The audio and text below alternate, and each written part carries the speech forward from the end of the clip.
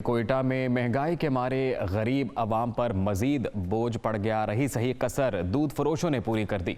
अचानक से दूध की फी लीटर कीमत में 25 और दही की कीमत में 30 रुपए किलो का इजाफा कर दिया गया है। इसी से मुतालिक मजीद तफसीलात बताएंगे नुमाइंदा दुनिया न्यूज़ फरीदुल्लाह खान। महंगाई के जो जिन है हद से ज़्यादा बेकाबू हो चुका है। चीज़ें दिन ब दिन बढ़ रही हैं। अब देखने में आया कि दूध फरोश उन्होंने दूध की कीमतों में इजाफा कर दिया। जो पहले दूध 125 रुपये फ़ी किलो मिला था उसकी कीमत बढ़ा के 150 रुपये फ़ी किलो कर दी गई है। हुकूमत की जानिब से या इंतजामिया की जानिब से इस महंगाई को कंट्रोल करने के लिए किसी का कोई स्टेप नहीं उठाया जा रहा। हमारे साथ इस वक्त जो कोयटा के दूध फरोशों के जो सदर हैं हाजी वलायत साहब, वो मौजूद हैं। हम उनसे पूछते हैं कि अचानक दूध महंगा करने की वजूहत क्या है। इसकी वजूहत यही है कि महंगाई सिर्फ जो है ना खाली इनको दूध की नज़र आती है। बकाया और चीज़ें जो महंगी हो रही हैं उसके ऊपर किसी की नज़र नहीं है। सबसे पहले तो बात आपसे मैं ये कहूँ कि हमारे साथ हमेशा दिल्ली इंतज़ामिया की तरफ से सुतली माह जैसा शुरू किया जाता है। 12 तारीख को हमारी प्रेस कंट्रोल कमेटी के साथ एक मीटिंग हुई।